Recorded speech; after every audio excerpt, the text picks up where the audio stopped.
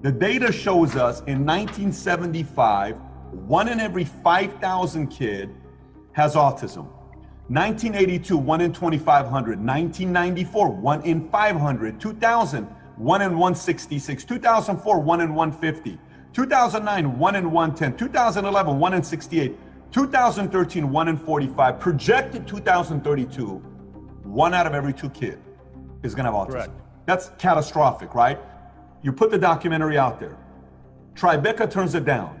Robert De Niro, who is somebody politically would have typically disagreed with someone like you, but because at the time his 16-year-old son has autism, he's around 21, 22 today, he's emotionally connected to it, and he's trying to hold himself back. He says, I believe everybody should watch this, right? Okay. Yeah. Everybody starts looking at this. Emails you've gotten from both sides, people that have connected with you from both sides. What's been the best argument you've gotten from those who say, Del, you're a fool, you're absolutely wrong, you're not even looking at it from this standpoint, why are you still doing this arguing about vaccine? This is a hoax, this is a propaganda, you're hurting so many kids' lives, you're doing this. I work on the doctor's television show, so I started asking every doctor I knew, including hosts on the doctors, and I said, if I'm wrong, show me where I'm wrong. I want off this road. I mean, I'm all about the truth. Please show me, explain to me what I'm missing here. How is this data wrong? How is it? Show me a study that can disprove what we're seeing here. And I'll be honest, no one has ever actually done that. They cannot say that they're safe, period. Full stop, end of story. I'm not anti-vaccine. I'm anti-injecting, number one, products that don't go through safety studies, and number two, products that have liability protection, meaning I cannot sue the manufacturer if it does injure me or does injure my children. And the reason that's problematic is I know since they've never been able to be sued since the 1986 Act that took all liability away, there's been no marketed incentive to evolve the science of vaccines. They have absolutely zero risk. So you know, money people, why would anybody spend money for no reason to evolve a product and make it safer than it already is if you can't sue them anyway? Vaccine, COVID-19, with them telling us the fact that, you know, it's the most important vaccine we got to take if it comes out. Now, obviously, at this point of the game, you don't seem very confident about any of the vaccines yourself.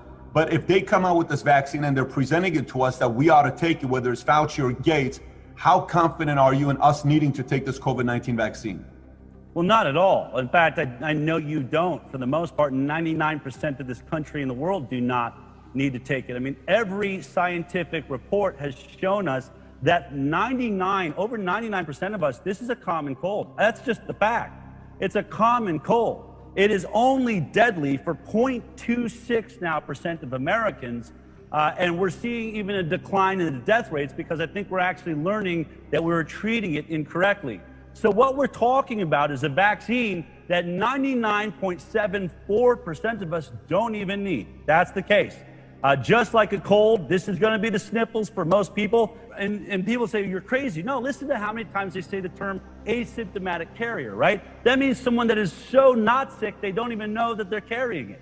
That is the greater body of people. And then if you're not that, then you're someone that just has a light cold. There's an acute, extreme response for 0.26% of our population that have other life-threatening illnesses that are putting them in harm's way. And by the way, a common cold has always been dangerous from people that are on the late stages of heart disease or COPD or diabetes, and that's what we're seeing. But let's talk about this vaccine. Number one, I'm never against any vaccine that they recommend for people to take. Go right ahead. It's a free country. I have a problem with the languaging that this is going to be forced. Bill Gates is saying he wants a forced vaccination program for all 7.5 billion people in the world. I believe that this pandemic has been blown out of proportion in order to force the entire adult population into a mandated vaccine program just like our children are at. In fact, I've been predicting that for the last 3 years on every stage I speak on. This has been a goal by the WHO for many years, and now we're seeing it. I believe this pandemic is being used to create such difficulty in our lives. We can't go to work. We're losing our money. We have to wear a mask. We got to stay 6 feet apart. We can't kiss. We can't hug. Also, they make us so miserable, so when they rush this vaccine out, we go, fine, I'll take it if that's what it's going to take to get our lives back to normal. But know this, it won't just be that vaccine. The moment you allow the government to say you have to take it, you just bought into the vaccine program for every adult. And guess what? You didn't get the 54 vaccines your children are getting. Now you have to catch up on 54 vaccines. Guess what? 270 vaccines are already approved and in the pipeline you've never heard of, and thousands of vaccines are in trials right now as we speak, because the future of the industry is a product that doesn't test for safety, as I told you, has no liability, and can be forced on you by government mandates. It's the greatest product pharma's ever had, and it happens to be your future if you don't stand up for your rights. If you read every headline, it's telling us, Patrick, there's two words in a sentence that I think make it the most dangerous sentence known to man. Every time you read, they are rushing the science. That is what we read in every headline talking about COVID-19. I'm not exaggerating it. We are rushing science. Now let's talk about this vaccine. It is not a brand new vaccine. It is not another version of a measles vaccine. They have been attempting a coronavirus vaccine for the last at least 20 years. Very specifically, since we had SARS, which was a coronavirus back in the early 2000s, multiple drug companies have been attempting to make a coronavirus vaccine. Here's what's amazing, and I discovered in our research. Every single animal trial by all of those different drug companies and different approaches to a coronavirus vaccine had the same result. In every one of the trials, they used ferrets. It's a popular animal. I think it has a similar immune system to human beings. They gave them their trial COVID or coronavirus vaccine, and the animals seemed to be doing just fine. They would have said it's safe. Look, the animal's fine. Vaccine didn't hurt them. They even checked their blood, and they were having robust antibody production, meaning it looks like it really works. And they're probably all jumping up and down in their laboratories. But here's what happens. In an animal trial, you're allowed to go one step further than you're ethically allowed to in a human trial. That's called a challenge study, where they actually put the animal in contact with the virus. Can't do this with human beings. But they put the ferrets in contact with coronavirus, and every single one of the trials had the same problem.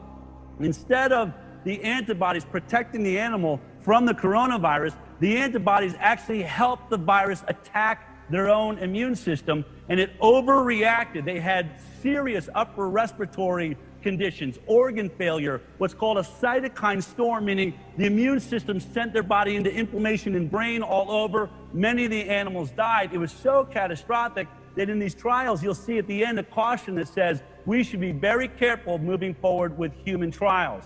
Well, now we have just skipped all of the animal trials, and we're going into these small human trials that will never have the challenge study part of this.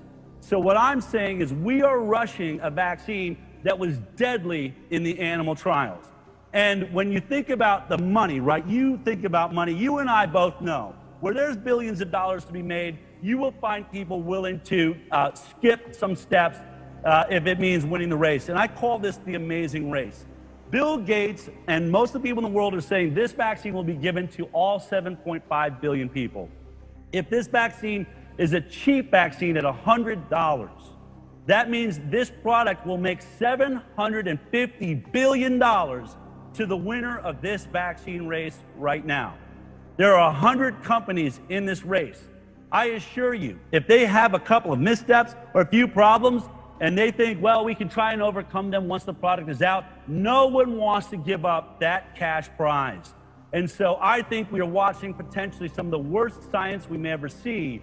And now imagine if Bill Gates gets his wish. If the WHO manages to force vaccinate the planet, we all have to get this in order to get onto an airplane, or to be allowed back into our job, or to have the tracking app that's on our phone say, he's allowed to go to the gym, I have to have had that vaccine. If that happens, Patrick, and they didn't overcome this problem, which they're describing, it's called antibody immune enhancement. You've had Tony Fauci allude to this. You've heard him say there's a potential this vaccine could make people more sick. Or Dr. Peter Hotez, who is actually a scientist that's attempted to make a coronavirus vaccine, he met with the Congress and said, we have this problem of antibody immune enhancement.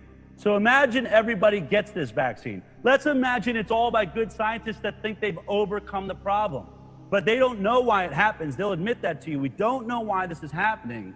And they're looking at one strain of the virus. There's already 30 mutations, Patrick. What happens if we all get this vaccine, and maybe if that was fine with the virus that we came in contact with, but 2 years down the road, there's a mutation to the coronavirus. Just like there's been 30, maybe there's 70. Maybe the 71st mutation triggers this problem where it sends our immune system, and instead of protecting us, it attacks us. And now the death rate of COVID is not 0.26%. What if it's 5%? What if it's 10%? What if it's 80% of people start dying because the vaccine is causing them to get more sick instead of protecting them? Here's what I know. We have never seen a virus or a bacteria on this planet since the dawn of man that ever even came close to eradicating the species. But I believe rushing science and forcing everybody to use it, if we make a catastrophic error, there is no way to get that vaccine out of ourselves. And a mistake like that by people that I do think have a real God complex, that could be catastrophic for our species. I would just always caution, I better always have the right to choose what's injected into me, and I'll read the science myself and think if I think that 0.26% death rate is really worthy of taking on the risk of a vaccine that killed the animals in the animal trial.